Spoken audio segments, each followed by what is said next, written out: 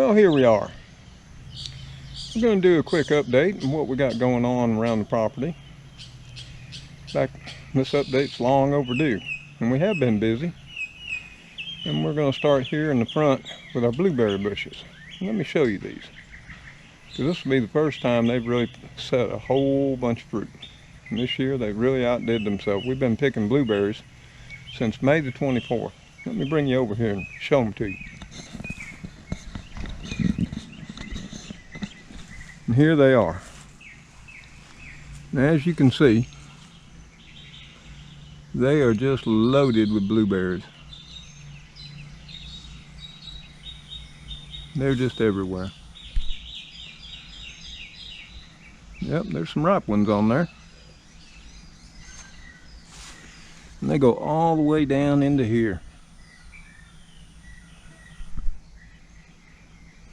And each one of them is loaded up with blueberries, as you can see. We've been picking them and enjoying them. Now they do ripen a few at a time, so it's not like we're getting a gallon or two a day. What we do, we come out here and we pick about a cup or two each evening. And of course we do got to share some with the birds. Birds do love them, especially the mockingbirds. The way I look at it, there's enough for everyone. There's far too many blueberries here for me to eat. And we keep picking them and putting them in the fridge. Then eating them on our cereal. Eating them fresh as we pick them. Of course, that's how I eat most of them. As I pick them, I consume them. But look at these. Now they're not huge, but as you can look in relationship to my finger and my thumb there, they're pretty nice size. Bigger than the ones that I see in the grocery store. So we're quite proud of them. That just goes to show that if you take care of your plants, they'll start producing for you. We're quite proud of these blueberries. Thank God. During the roof renovation and putting the new roof on, they didn't get damaged any more than they did. Well, some of the berries got knocked off. That's okay. It's all part of it. And then what we've already done this spring is finally we trimmed up these old Buford holly bushes. If you've ever watched any of my other updates, walkabouts, they were about 8 feet tall, all grown out into the driveway by about 3 or 4 feet. So we finally got them all trimmed up. And we went ahead and cut down one right here at the end of the driveway going out into the street. And the reason for that was it was getting hard to see what was coming down the street. You couldn't see it all. And if you pulled out at the wrong time, you might meet another car. So I went ahead and cut one down. And then I put in a little small flower bed here. Now what was here was about 8 marigold plants. Of course the roofers unloaded their trucks right here, and they really didn't pay them no mind. They just threw stuff on top of them, and we've lost a few. Here again, I'm not real upset about that. I'll take you over here to this other small bed we got over by the other side of the driveway. And we'd planted this off last fall, late, into radishes and some Swiss chard, some kale, and it's pretty much finished up. Now we do still got the 2 goji berry bushes there, and they survived the winter, and they're coming back. You see a little new growth there. And we got the Swiss chard. We got one remaining that the squirrels didn't dig up and eat. And if you notice, this here kale, it's all ate to pieces. And the reason being, I don't know why, we've had a onslaught of army worms this year, the earliest I've ever seen them. Normally if we do see them, they come in the fall or at the end of summer to fall. But this year, they came in the spring. And for some reason, the army worms really love kale. So, it attracted them. But that didn't let them touch the Swiss chard. So I prefer the Swiss chard over the kale anyway. So I'm a little bit okay with all that. We'll take you over here by the house on the south side where we got the driveway bed. Show you what we got in it. It's not a whole lot. Because what I've decided to do this year is not get all that involved in gardening, but focus more on the house, getting it renovated and repaired. So what we got in here, we've got a couple of sweet banana peppers.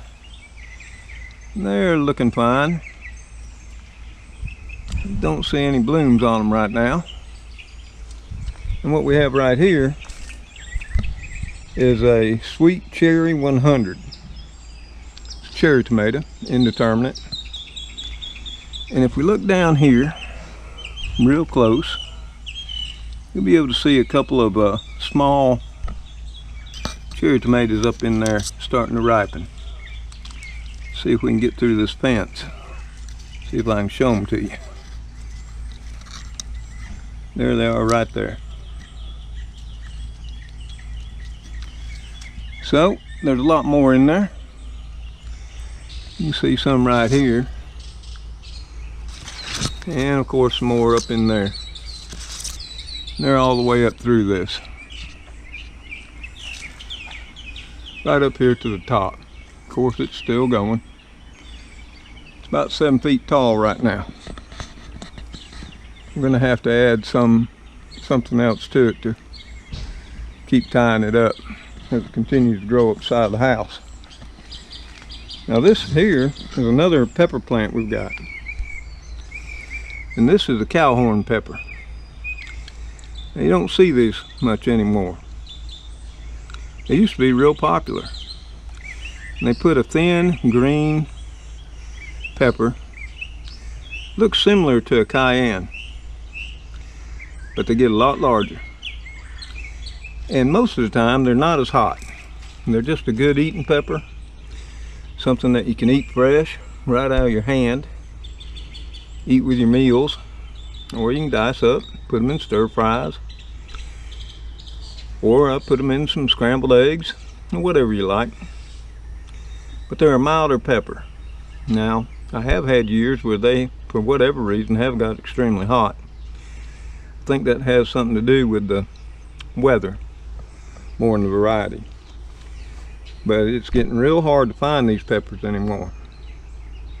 I had to go to several places just even to find a few plants. So I've got this one in. It's an heirloom. So I will be able to save seed. And I'll be able to start planting it out next year with my own seed. The rest of the bed is vacant for now. Now we did get some new pepper plants today when we were out shopping. And I didn't need them, but I wanted them. And these are some Bonnie green bell sweet peppers. We got 6 of them. And then we got another pepper here, which is your lunch box, which also is a sweet snacking pepper. It's about the size of a green bell pepper. And they're nice just for eating. You can use them just like a green bell pepper. You can stuff them, dice them up, strip them up, stir fries, add them to soups and stews, whatever. They're a damn fine pepper. Maybe you'll try them. But these are going to be going into a new garden bed. One we have yet to start. I'll talk about that a little bit later as we go around the property here and show you what else we got going on. Now you see these two Mustangs? They're not long for this world. Now, I do love my Mustangs, but it's time to clear out some vehicles. I mean, I have 5. I just can't drive them all, keep them all up anymore. Plus do the house renovations. Some things have got to go. And I've decided to go ahead and start getting these two ready to go. And I'll start by charging up the batteries, dropping out the fuel, change the oil, fluids in them, and I'll get them back running. Once they're running, I'll get them all cleaned up and detailed. At that point, they will go up for sale. They've been good cars, and they're not hurt a bit. Yep, they're dirty. They've been sitting up. The white one there has been sitting up for about 4 years. Nothing really wrong with it. It was my daily driver back and forth to work. This bronze colored one here, which is a special GT version with a 5-speed. Not a thing wrong with it. Just when my mama died, going on 4 years back, I swapped it out to go up North Carolina and took my newest Mustang up with me. And that I started driving daily while these two just sort of sat. But the time has come, they need to find a new home. Somebody will get some enjoyment out of them. If anybody watching is interested in one of them, by all means, leave a comment and we'll get together on them. Another thing we've got to get going is our old truck. This is a 1999 S10 with an L4 in it. It's been a great truck. But it too has been sitting here about 5 years. Just stopped driving it. Nothing wrong with it. Here again, it's dirty. It'll have to have the battery charged up. May need a new one. And I'll have to drop the gas out, change the oil and fluids, air up the tires, and then get it all cleaned up, because now I need it. I need a truck to do the renovation on the house and to continue with our plantings in the yard and gardens.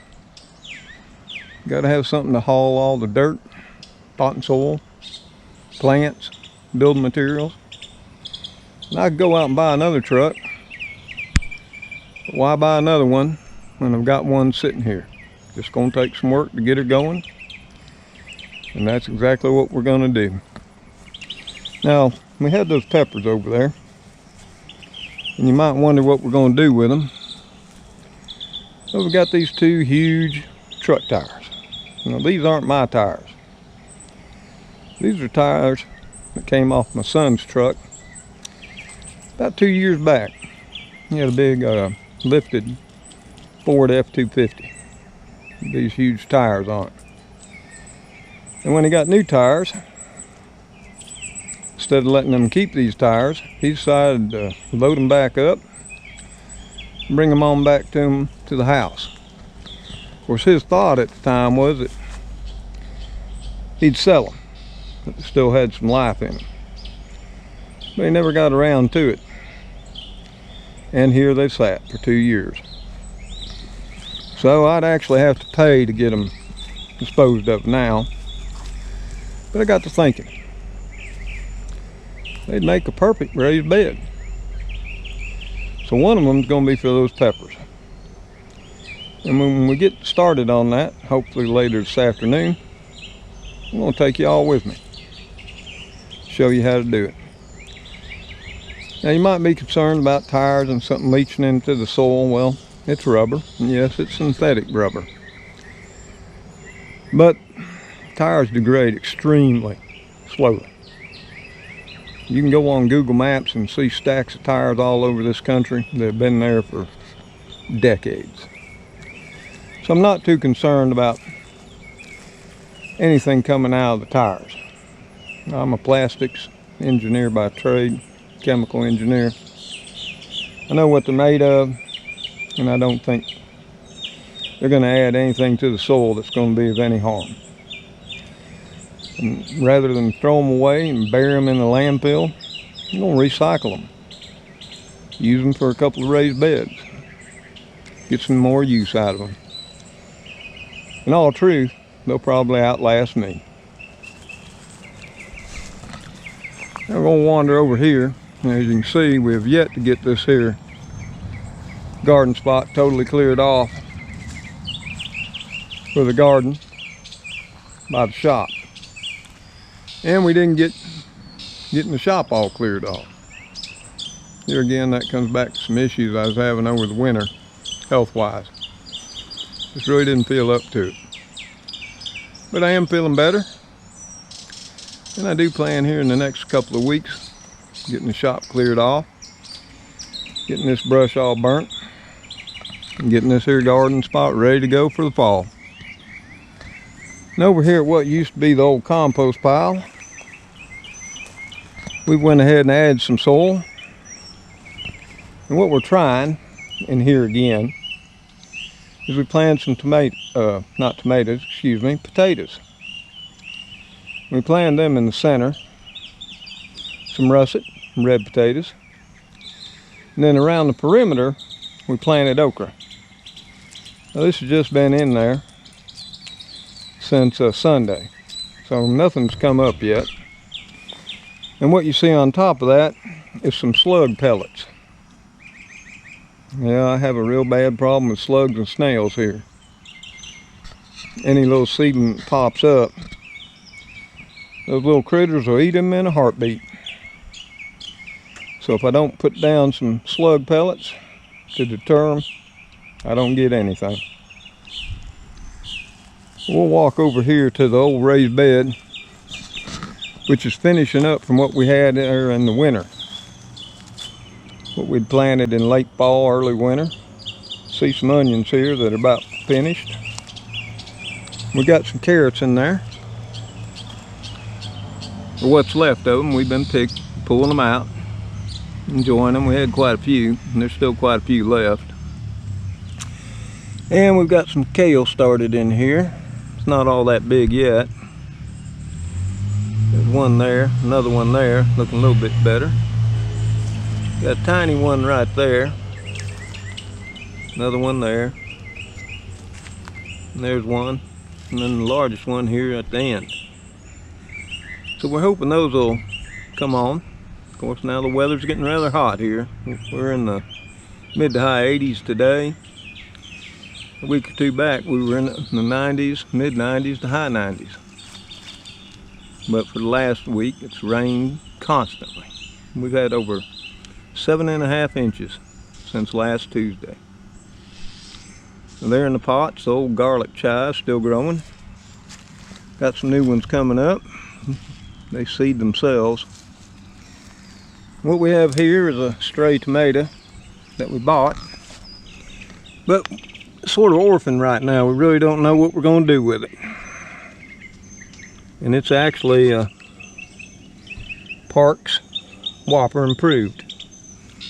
I had another one. I stuck it in this pot. Why? Really didn't have any other place for it. Now I haven't grown these Parks Whoppers in a long, long time. And they're a beefsteak type tomato, rather large. But when I saw them, they made me think of my daddy. He grew them. Back when I was a young man, working beside him in our gardens on the farm. So when I saw them, I thought, I'll give them a try this year.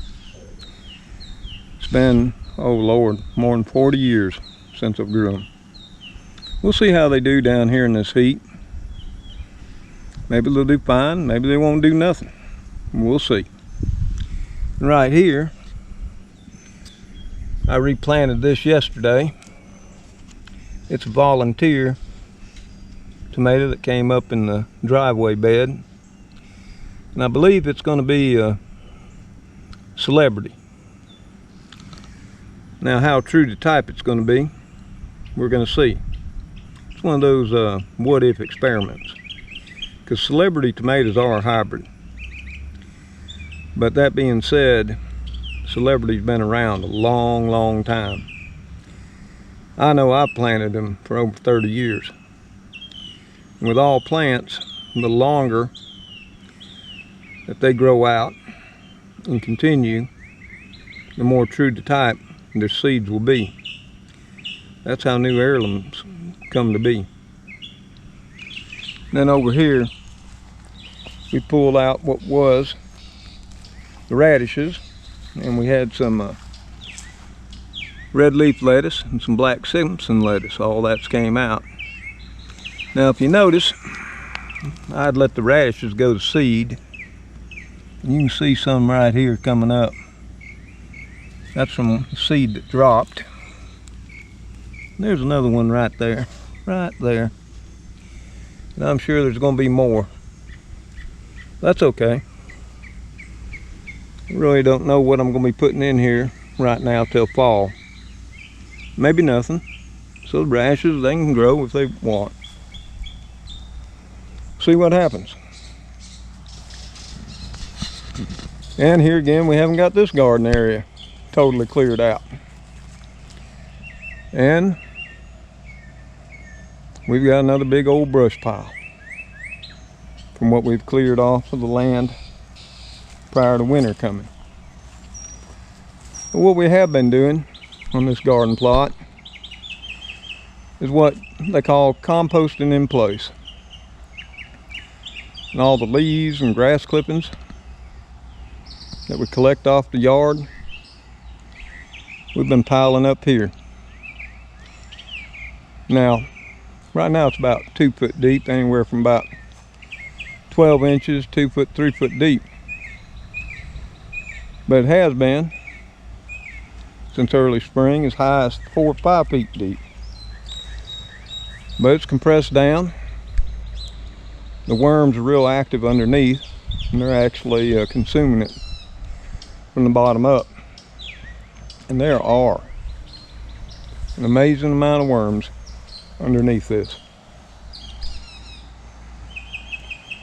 Maybe we'll have it ready by fall. If not, I'm sure we'll have it ready by spring. Now here with the big old lumber pile, and these are landscape timbers from an old fence we took down. I still haven't decided what to do with these. I really need to go through them and see which ones are good, which are not. Ones that are not present the problem. What do I do with them? I can start toting them out to the street, and the city will come by and get a few at a time, or I can burn them. Just have to see. But there might be a few good ones still left in there. If not, we'll do what we have to get them gone and clear this plot back up. Now over here, and this is something that y'all saw quite often in my walkabouts last year, was this small little patch that we got growing around what used to be an old clothesline pole. Now this year we changed it up a little bit. You know, last year we had the Rattlesnake Pole Beans on both sides, and on both ends we had Clemson spineless okra. This year we've got a few different things going on. Right here on this side we've got cucumbers, and these are the straight 8 heirloom cucumbers. I've grown these in the past, grew them commercially. Had to wait till the guy with the loud truck went by. But as you can see down in here, got quite a few cucumbers starting to form up. They're all through this bottom part. We just got growing up a little bit of garden netting there. But they're up about 5 feet. They'd be way further ahead than that since we put them in about mid-April. But that's why we got the fence around it right now. The deer, mostly yearlings, fawns, they've came into the yard and they've munched down these cucumbers 2 or 3 times. Last time they got them was a few weeks back, and I thought for sure they were done. But as you can see, they came right back. I was quite surprised. Now over on the ends, on both ends, we planted the Parks whoppers, improved whoppers, and they should be up about 4 feet high by now. But here again, the deer, they went ahead and browsed them down too, to the point where they were just nubs at one time, this last time. But they're making a comeback. We're going to see how they do. There is at least one tomato still left up in there. Last time they browsed it, there were about 6. And for whatever reason, the deer actually took bites out of them. I've never seen that before. On this side, we've got our tried and true rattlesnake pole beans. And they, just like everything in this little patch, would have been way further ahead than what they are now if it hadn't been for the deer eating on them. And as you can see, they came back and there are beans in there. They're looking fine now, and they're just covered up with blossoms.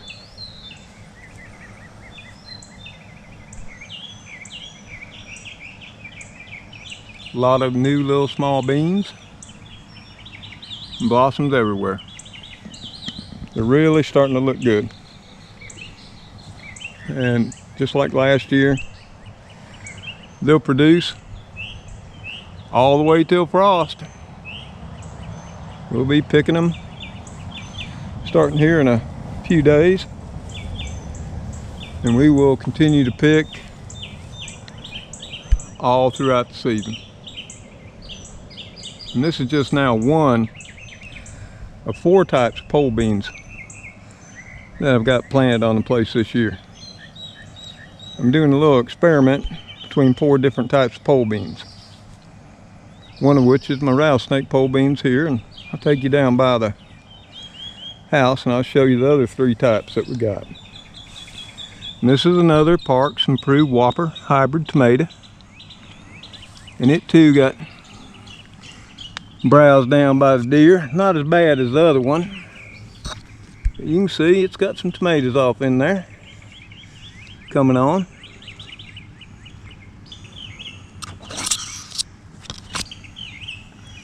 This one's come back rather nice. So we're hoping we get something from them. Like I said, it's been over 30 years since I planted them. And the last time I did plant them was up in southern Tennessee. And that's a whole another 2 zones north of here. And over here by the house, what we have here is another pole bean variety that we're having planted in about 30 some odd years. And these are Blue Lake. And they're, even though the rattlesnake were browsed down to the ground 3 times, as you can see from earlier, the rattlesnakes are ahead of these. And these have not been munched on by the deer.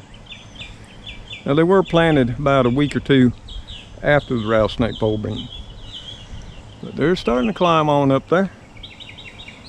Now, I haven't seen any blooms or any beans yet. But what we're doing with these different bean varieties this year is we're trying to see what will grow and what won't grow, produced down here in the Deep South. Over here we got 2 other different varieties. These right here are called Cobra. And they're a pole bean as well. And I have never planted these before in my life. In fact, until this year, I didn't even know they existed.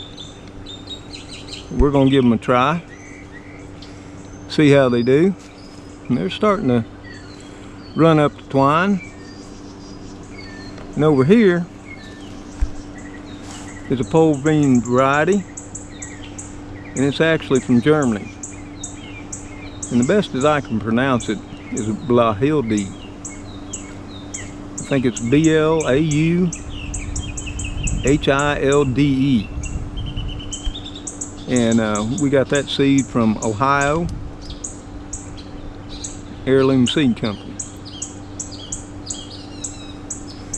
So what we hope is we will see out of the 4 bean varieties, Rattlesnake, the Blue Lake, the Cobra, and the Blahilde, or however you pronounce it, which one outperforms the other. And my bet's going to be the Rattlesnake Pole Beans do. But that's why I'm growing 4 different types to see. Plus, the German pole bean, that's a purple pod. I'm not sure what color pods the Cobra is. Haven't really got that in depth into them. I know the Blue Lake's going to be green podded. And as you know, the Rattlesnakes has a green pod with a purplish blue striping in it. Rather unique. And what lastly we have here, we've got a few new squash planted.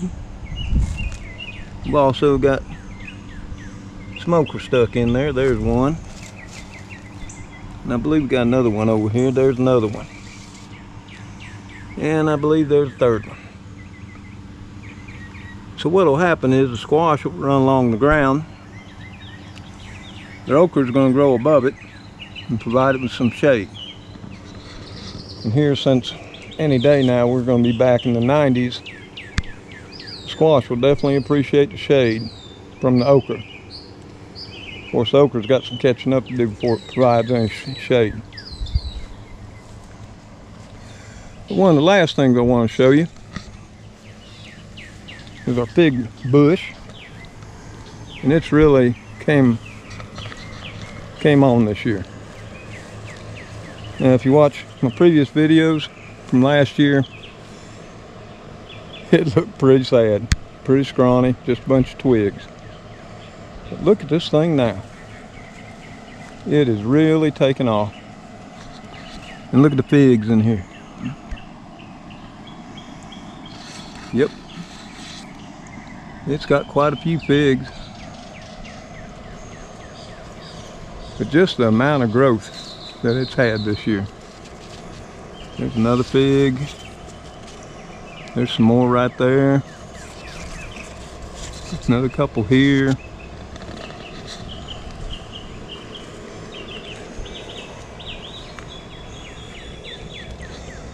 And some more even right down here. Small one budding there. So last year it had 2 small crops. When I say small, I think the first picking we got was about 9 or 10. And then in late fall, we had another picking. Probably about, if I remember correctly, it was about 16, 17. Wasn't great. But for the terrible condition this old fig bush was in, I was really happy with getting anything off it, because I think prior to that, I'd never got more than a couple of figs off it, and all the time it's been here. And it's been here a while, folks. Probably at least, 10 years now. But last year was the only year that I finally decided to do something with it. And one of the best things that I did was to keep it heavily mulched. But I didn't know a lot about figs. What I didn't know is figs have a very shallow root system. And here in the Deep South, once we get in the summertime, it gets really dry and really hot. High 90s, low 100s. Heat indexes up in the mid to high 110, 110s. And all the plants struggle, but especially something like a fig with a shallow root system, it's going to struggle hard. But mulching it down deep, I mean, this is the first mulching this year, and initially it was about a foot thick when I put it down early spring. It's now compacted, and of course the worms are digesting it from beneath. It's now down to about 6 inches, but I'll be adding to it, build it back up. I'd like to keep around 8 to 12 inches on it. I also keep it watered. Now, it doesn't need watering right now, because like I said earlier, we've had rain almost constant, off and on since last Tuesday. Yep, right when we started the roof. In fact, the house had over half of the roof tore off of it starting on Tuesday, and we had to stop because of rain. We had to put tarps over the roof, nail the tarps down, and they were on there from Tuesday afternoon to early Sunday morning when the roofers came back, and were able to start back on the roof. And during that period of time, because of winds, heavy rain, I pretty much was up most every day and night, coming out, checking, making sure the tarps hadn't blown off. If they had blown up, nailing them back down, going up into the attic constantly, make sure we didn't have any leaks. And the big reason of putting the roof on the old place was the roof we had was old. It was put on back 1995 after Hurricane Opal came through and tore it off. Shingles, asphalt shingles, they're good for about 20-25 years. You do the math, they were 25 years old. And weather and heat, temperature has a lot to do with how shingles age, especially asphalt. And down here, constant heat has made the shingles get brittle. They were starting to crack. And even though I didn't want to spend the money, I knew if I didn't tackle that project first, everything I did inside the house would be put in jeopardy if that roof leaked. But it's finished now. It looks good. Actually added some new ridge vents up there too. Took down the old turbine vents. We're real proud of it. And we're going to do an update video on it and get up there and do a walkabout. We'll put that out on YouTube when we get her done. But that's about where we are here on June the 12th, 2019, Deep South Bama. I hope you enjoyed walking around with me a bit, seeing where we're at. I hope you continue watching as we progress through the season. I want to thank each and every one of you that do. God bless y'all. For now, we'll say bye till we see you the next time. Y'all take care. Bye for now.